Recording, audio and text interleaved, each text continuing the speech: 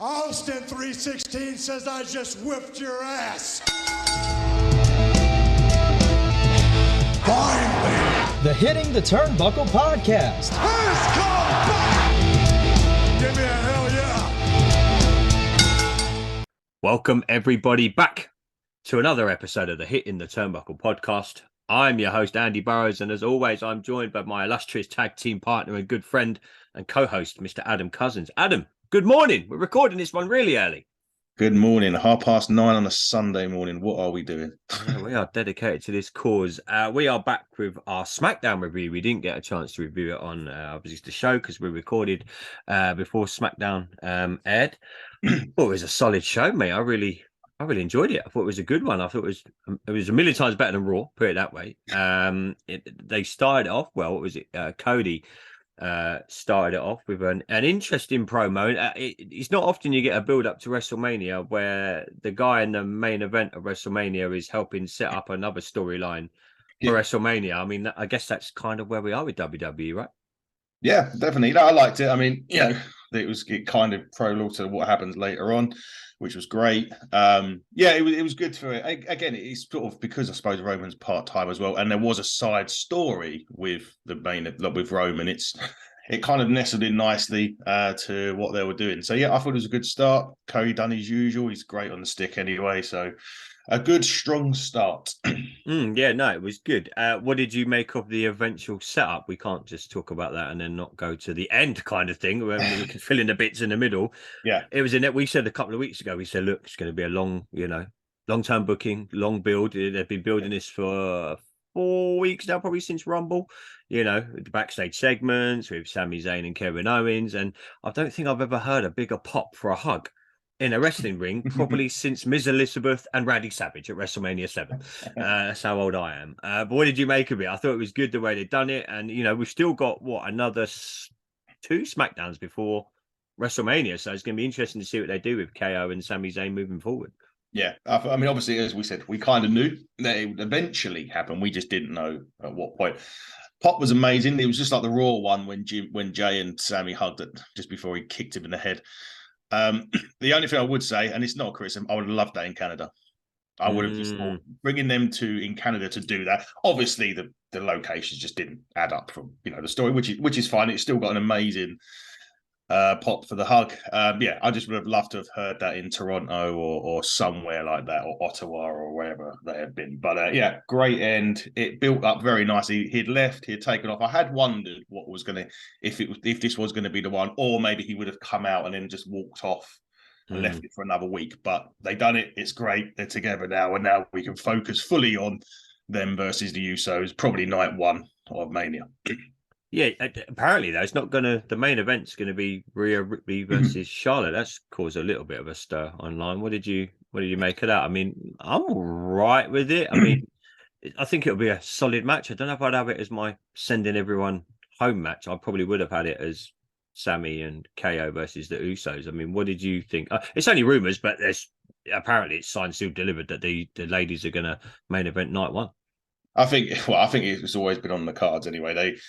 We sort of touched on things with Molly about the empowerment of women in wrestling now. So I think the way that they're doing it is they wanted the title, the women's title night 1, and the biggest one out of the 2 really is Charlotte and Rhea, because the Oscar and Bianca one is. I couldn't care less about that.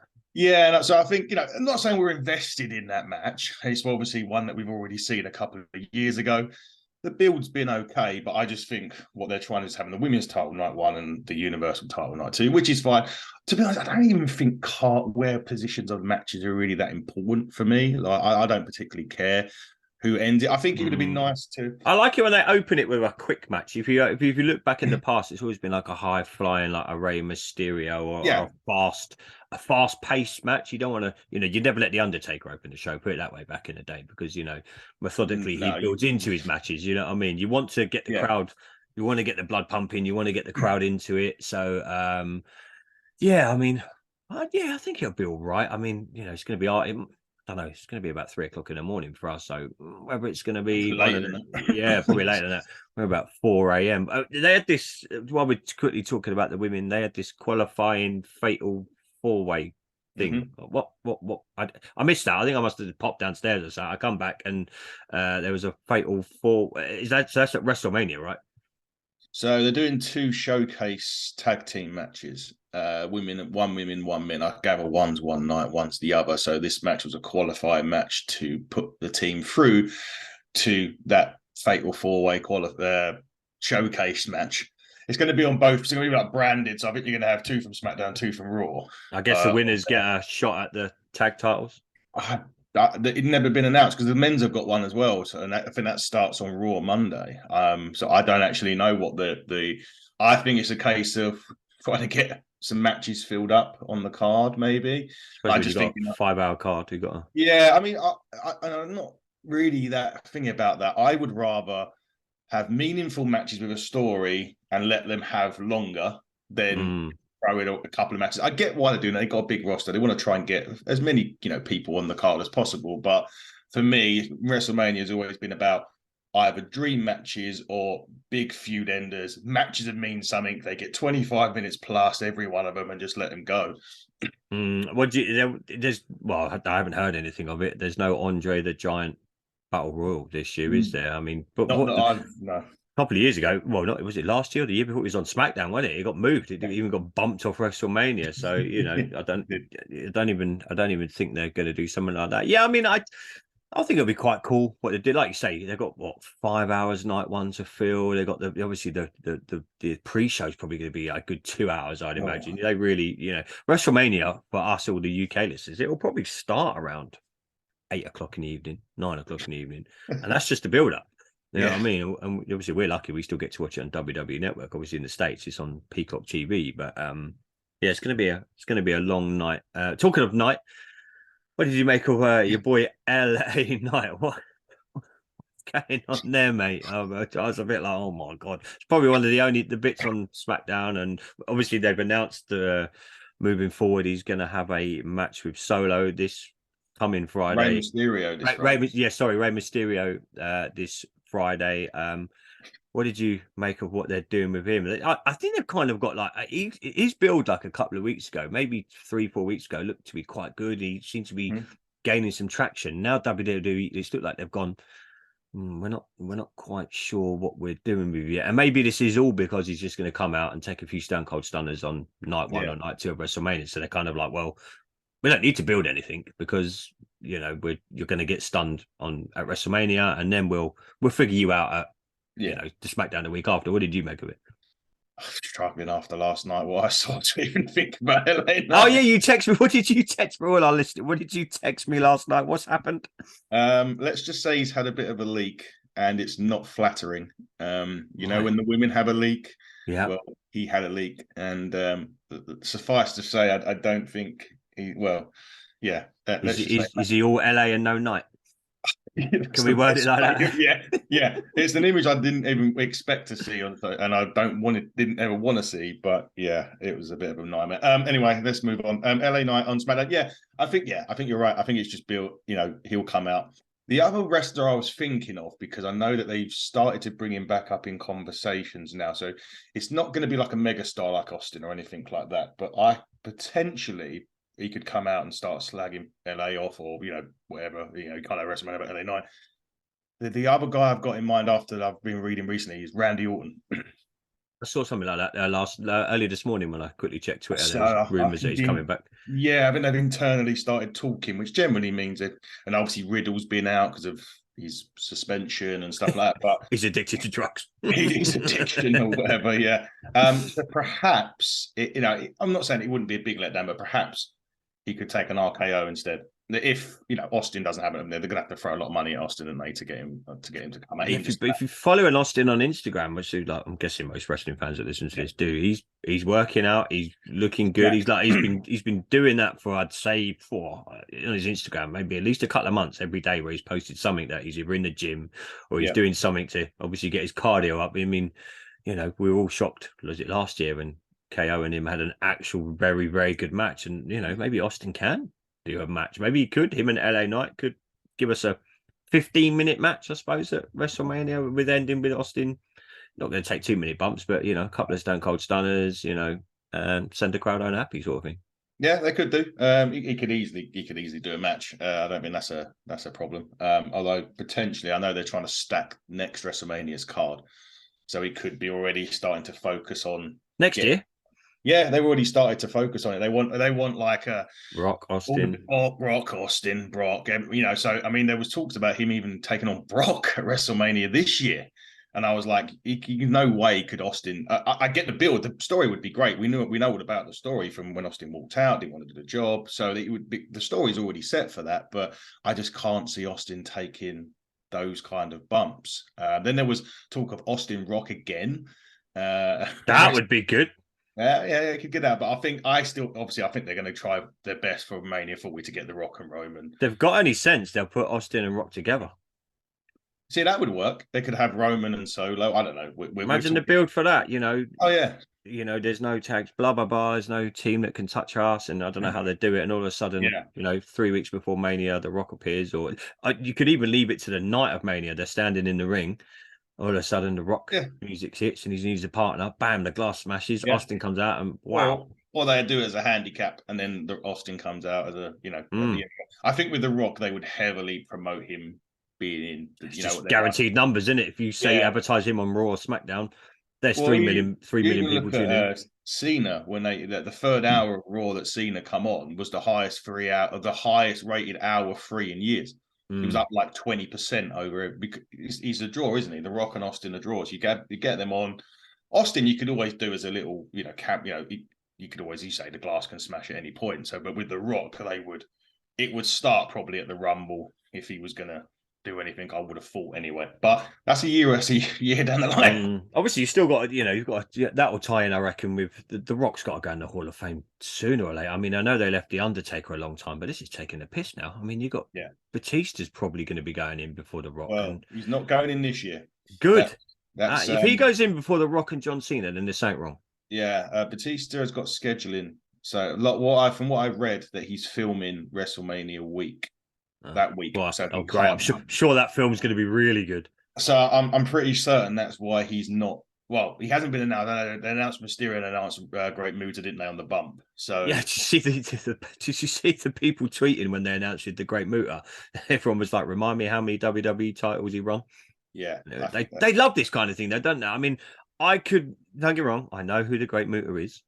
Couldn't name you 3 matches of his that I watched in my life. I think I've done Sting, Flair, maybe that's it. Yeah, I mean, I get why they do it, but if you're looking at even people of our age, they're looking around going, why is he going in? How many matches did he have in the WWF? Yeah, hardly. I don't remember. A handful, if you're lucky. Yeah, maybe. If you're lucky. That's for me. I might have to go back on the network. Maybe people can tweet us at HTT Buckle. I can't remember ever sitting as a youngster going, oh, this guy's quite good. I mean, I don't know why they do that, WWE. They literally had. I get he's from the wrestling point of view, he's a very, very good wrestler, but he's literally had nothing to do with the WWE ever. And they put him in the Hall of Fame. And you've got people like The Rock and John Cena, and I get why they want to save them maybe for next year. But surely this year, when they were, like you said, they book a year in advance. Surely last year or the year before, they could give The Rock a little nod and a wink and say, "Look, WrestleMania is going to be in Hollywood. You're going in the Hall of Fame." To put someone in there that's never been on WWF/WWE TV. He's been on WCW quite a few times, and obviously they own the rights to WCW, so technically they can put people in there. But yeah, I don't know, just baffles me. But anyway, back to SmackDown. I thought what did you make of the Charlotte Flair segment? We said we said on Thursday when we recorded, I'm not sure about the physicality before Mania. Rhea Ripley and Charlotte Flair got a little bit physical. Charlotte Flair looked like something from the Lemmings game, what she was wearing, but geez.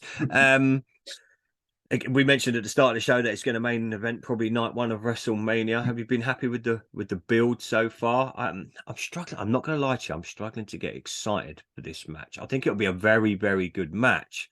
The build just hasn't really got me. There's no real story apart from Rhea's trying to revenge the loss that she done a couple of years ago. It hasn't. I mean, doesn't. Again, we go back to this whole one of them's on one brand, one of them's on the other, so it doesn't help that they're not. But I'm not necessarily a big fan of physicality every week when you've got a match to coming up. So that I'm not too disappointed with. The brawl was nice. You need it. Do need it just to, fuel it a bit more. But yeah, I'm not overly keen. I'm not overly like, I can't wait for this match to come on. There's plenty. There's a couple of matches on the card that I would say, yeah, I'm into that. I'm into that. Into that. This one is like, it will be good, but I can't. It's WrestleMania. It'll always be a good match, but it just doesn't excite me enough to want to sit there and go, oh, this match is coming on. Get the popcorn ready. Yeah. What they. I saw something on social media. What's going to happen with their uncle? What's his name? Howie thing now, because Bray Wyatt's taken his ball and we don't gone home. Has he done an Austin? Took his ball and gone home. What have you heard anything about that? Because I tried to find a few things out on social media, and it was just hard to. So many. If you log on to Twitter, they could tell me it's raining outside, and I'd have to go and have a look. What did you make of the Bray Wyatt? He's kind of he's gone, and he just quit. I don't think he's well. I don't know. I know that from what I've read, it's a physical issue that he's got. Whatever that. Like all his matches are shit. Well, I believe that they've got rid of somebody that produces the fire. That they've released one of the guys that does the Firefly Funhouse. Right. So that's something. I just don't actually know what's going on with him. The interesting point when. Going back to Mr. LA Knight, when he done an interview when he was walking, I think, towards Rey Mysterio to set up next week, the logo was on the front, the logo was on the right. Oh yeah, someone circled that, didn't they? Yeah. So he won't come out and do nothing with LA Knight, but I'm hoping that's just I'm kind of guessing that's a prologue to say he's not going away. But it is strange how they've not even built, they've not even they had that little thing with the Muscle Man thing, didn't they, on Raw, and then it went dead. Even when they were building him, though, it was. Yeah. You know what I mean? Yeah. I think they've kind of lost their way with this storyline. They haven't got a clue. Literally, I don't know how many writers WWE have got now. I'm going to guess 10 per show. Yeah. It's not like the old days with Russo and his friend writing TV. Yeah, exactly. But they've just lost their way now, and you kind of look at it and you think, man, this is typical WWE. They're like, well, we don't really know what to do with you, so yeah, we'll figure this out later. Let's get past Mania. And what's it? Day one. They call it the day one of the new season after Mania. And I saw something this morning. They're advertising. It's going to be called Day One, isn't it? Is it? Is that where they used to be a pay-per-view, didn't it? Someone tweeted out this morning that. I'll try and find it while we're chatting. Something to do with LA Knight, and they're advertising it as part of the game. I'll try and find it. Okay. Yeah, the game's very glitchy. Yeah, it's like it's day one, so Raw after Mania will be day one of the new season kind of thing. Looks like Rey Mysterio is going to be fighting Dominic at WrestleMania now, mate. I thought they cut a relatively good promo. I mean, I'm kind of how many times every week can Rey Mysterio come out and go, "I'm not fighting my son." It's kind of like, yeah, we know you are, bro, and we know you've got to build it, dude. But the promos are it was a good promo, and a lot of, Ray's obviously he's very good on the stick, and he kind of, it must be very hard for them to, because, believe it or not, this is scripted, people, his son and him in the ring. But I was watching it just thinking, yeah, Dominic's going to tell us what a deadbeat daddy is, and Ray's going to tell us that he's never going to fight his son, and then Ray's going to walk off, and Dominic's going to say this as he's walking off. I mean, are you where are you with that whole? Is you going to be excited for the match? I mean, is it going to end with them embracing at the end of a match and Ray, really beats the living shit out of Dom? But then that could be, where do they do with Dom if they do that? Because he's in a very good storyline right now with Rhea and and Finn and everyone. What do you make of it? Yeah, I just like, can you just start hitting each other? It kind of contradicts what I've said about I don't like a lot of contact before matches, before WrestleMania matches, but it's been dragging on a little bit. I mean, is this going to be one? I think you mentioned the other day where they're going to do an angle at the Hall of Fame.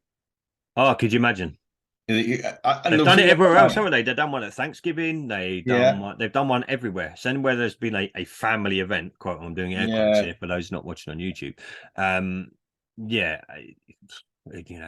whole prison thing. And Hall of Fame's straight after SmackDown, isn't it? So it's like it's a SmackDown Friday, Hall of Fame. Straight after, literally, it kicks off straight after SmackDown finishes. Is it on Friday? Is it on Friday night? Yeah. So SmackDown, I'm guessing SmackDown's recorded. I thought they'd done live one. Like, I don't know what they done. Did they record one? Surely it's got to be recorded. No, because it was in the ring. All they do is change when the Undertaker got inducted. Yeah. They literally finished SmackDown, and then the videos changed from SmackDown. You know, the back from SmackDown to Hall of Fame, and then I think they just. Sheesh, Hall of Fame ain't going to start till like 3 a.m. then for us. Yeah, it'd be I'll watch that. That'd be, yeah. I mean, they need to get some more better inductees in for me to watch the whole thing at the minute, because at the minute it looks shit. I mean, Conan's inducting Ray, which would be interesting. Oh, geez, get him ever. Get him ever. Yeah. I mean, yeah, is he going to come out and do so? I kind of don't want him to, because I do like the Hall of Fame being wrestlers are in there telling their stories, saying thank you. I don't really want Dominic to come on and start attacking him. I'd rather something happens maybe on the SmackDown before that, but just get on with it now. The match should be okay. They're both, Ray's good. Dominic's improving. I'd say there's definitely improvement there. I don't think he's quite at that level yet, but he's getting there. And as you say, he's in a great group. Judgment Day, yeah. Judgment Day. But just what happens to the Judgment Day if like Dom goes like embraces Ray, and I don't know, or could Ray join the Judgment? Ray needs something to do. He'd join the Judgment Day. Why not?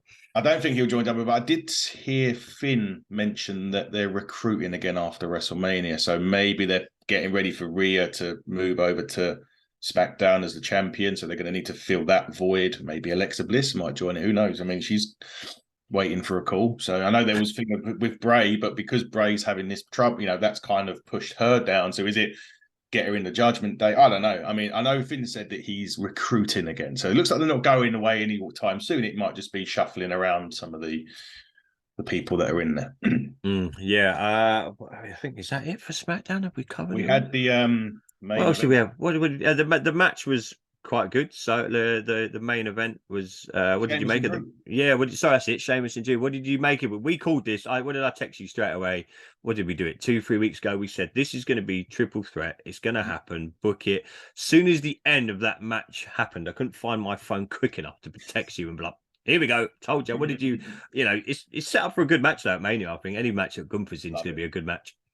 It's going to be great. And yeah, 3 guys that are just going to kick the shit out of each other for however long they get given at WrestleMania. Drew may go over, he may not. I'm hoping they keep it on Gunther, but I think he deserves that.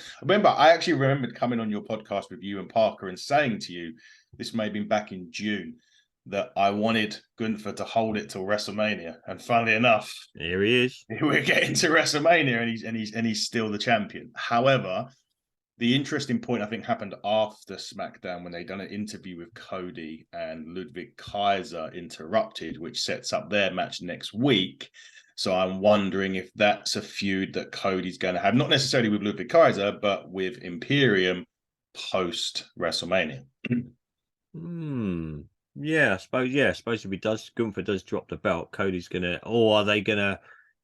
Will they do the Roman Reigns has a rematch at? Oh, he'll get the rematch if he's got one. Yeah. It'd be. We're talking a little nearer when they come up. Maybe Money in the Bank when they come up to us, it's Cody and Gunther for the title. That'll be good. Oh, take my money. Well, I'm taking it. Yeah, that'll be a very good match, mate. That'll be, it's going to be interesting to see what all the ramifications after Mania, because there's going to be, like you say, hopefully they announce a draft. You've probably got Rhea Ripley coming over to SmackDown. If Cody wins, does he relinquish? Does one of the belts go to Raw? One of them go to SmackDown? Who would you, if they did that? We'll assume Cody's on Raw. Who would you like to see as the SmackDown champion? Gunther as the champ. Yeah. It's either that, Who else is there really? You look. Sorry. Who else is there really? It's a good shout. Drew, Sheamus. I mean, you look. That's what I mean. The SmackDown. I've seen that movie. Yeah, I know exactly that. So Gunther really. What's happened to Braun Strowman? He's done nothing. Since he's come back. To be honest, though, has he ever been any good?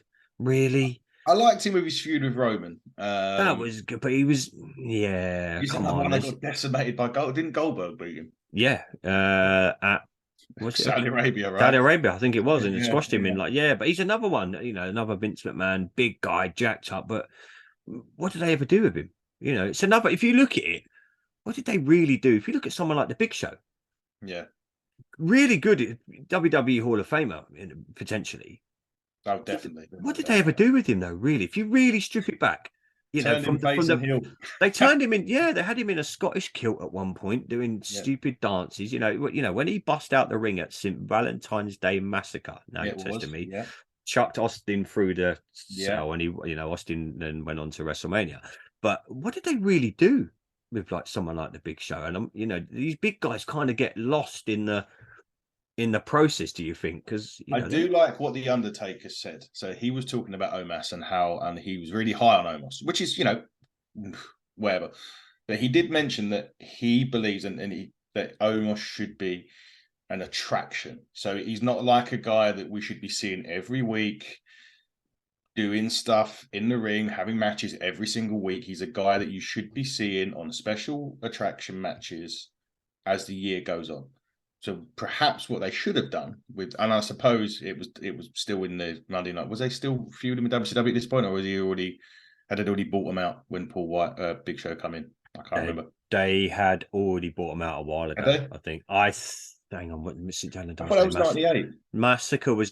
St. Valentine's Day Massacre was 97. So they hadn't bought them out. So they hadn't bought them out yet. So yeah, Paul White was in WWFE when Vince and Shane done the whole WCW. Yeah, okay. So they probably had to have him on week in, week out.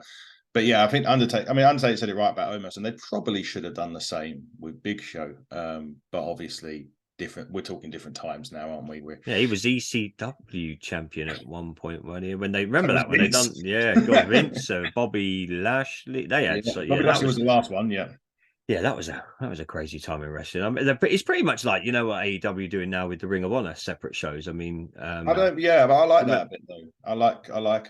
I haven't subscribed to it, but I've seen matches of Ring of Honor, and I think they need to, because they've got a massive roster at AEW. They're huge. They can't fill it with 2 hours of Dynamite and whatever that other show is that's I haven't seen before, Rampage. They need to have them exclusive though. I think Eddie Kingston's gone over there now. Brian Danielson's been hinting that he's going back home.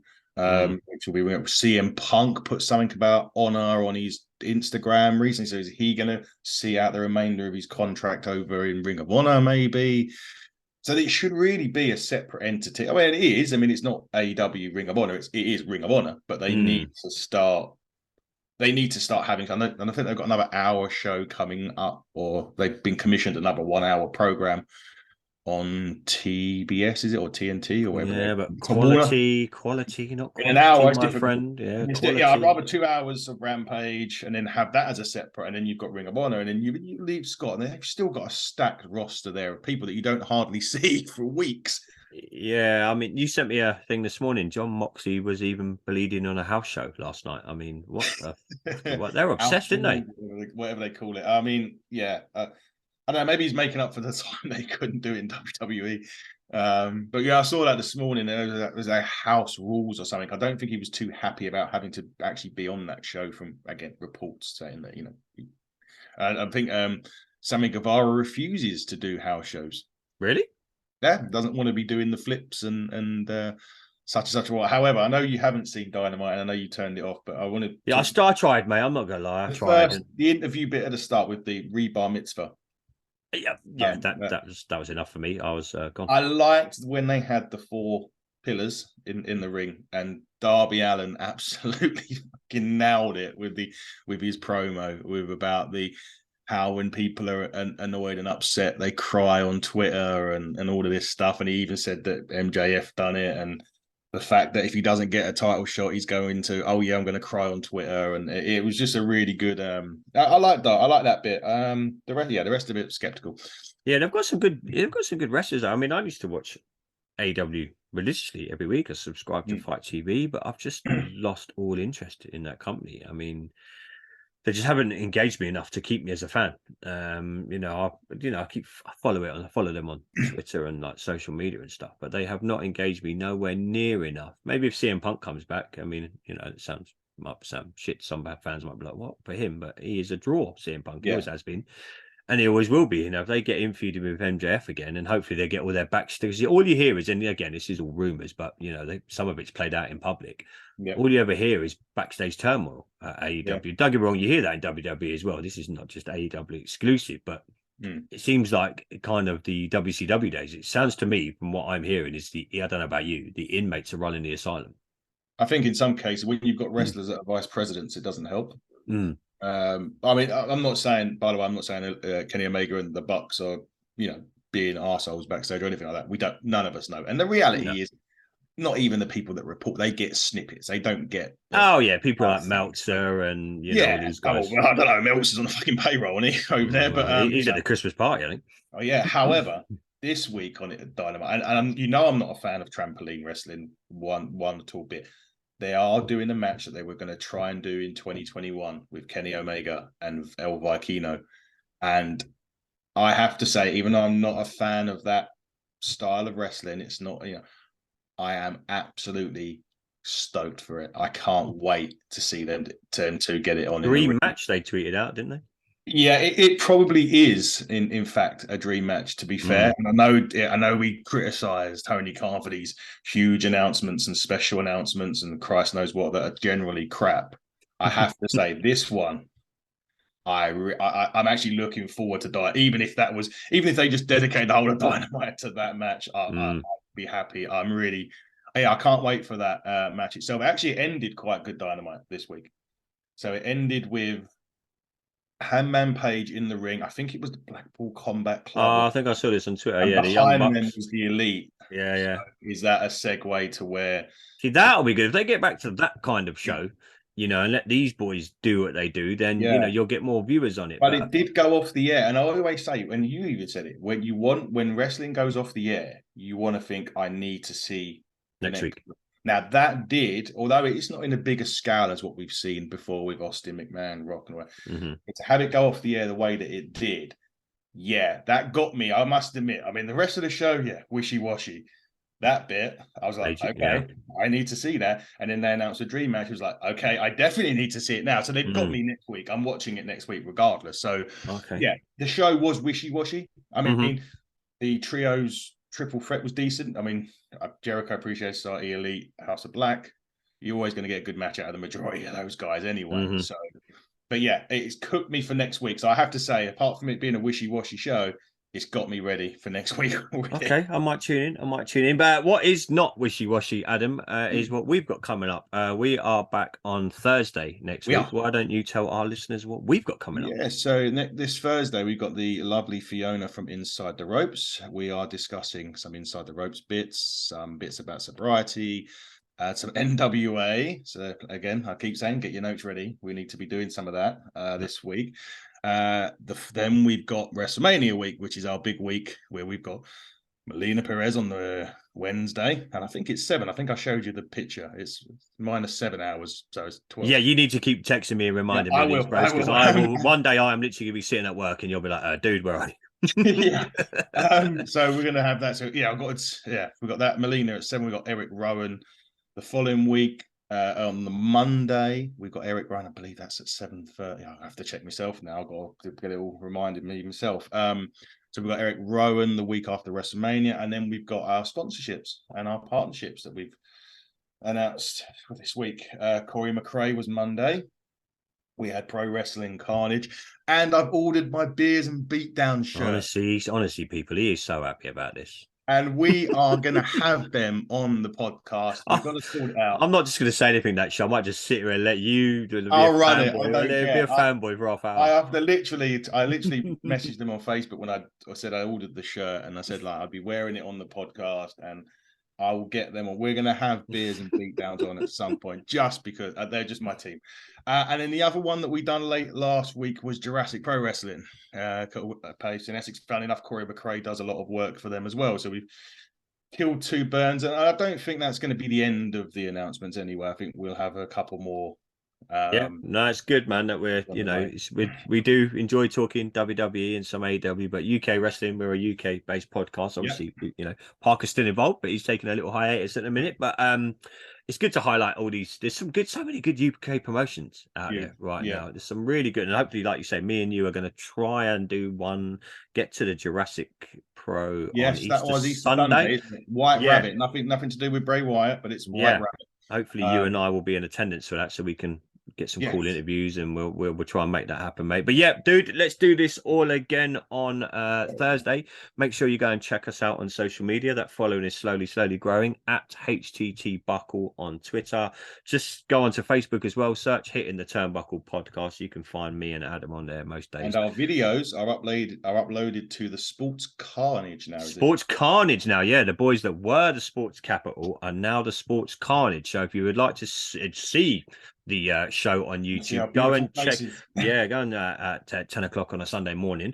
Go and check out the Sports Carnage. They cover all sorts. They do NBA, they do the Premier League, they do the NFL. I'm on the F1 show there tomorrow, I think, with Munsey. So yeah, go and check out the Sports Carnage page on YouTube. Just go onto YouTube, search Sports Carnage, and you will find the Hitting the Turnbuckle YouTube page on there. But Adam, it's been a joy. What a way to spend a Sunday morning, my friend, talking some professional wrestling. And I will see you on Thursday, my man. You will, guys. Have a great rest of the weekend. Happy Mother's Day to all the mothers out there and stepmoms out there as well. And we will do this all again on Thursday. We will indeed. This has been the Hitting the Turnbuckle podcast. I've been your host, Andy Burrows, with my good friend and illustrious tag team partner, Mr. Adam Cousins. Till next time, everybody, stay safe.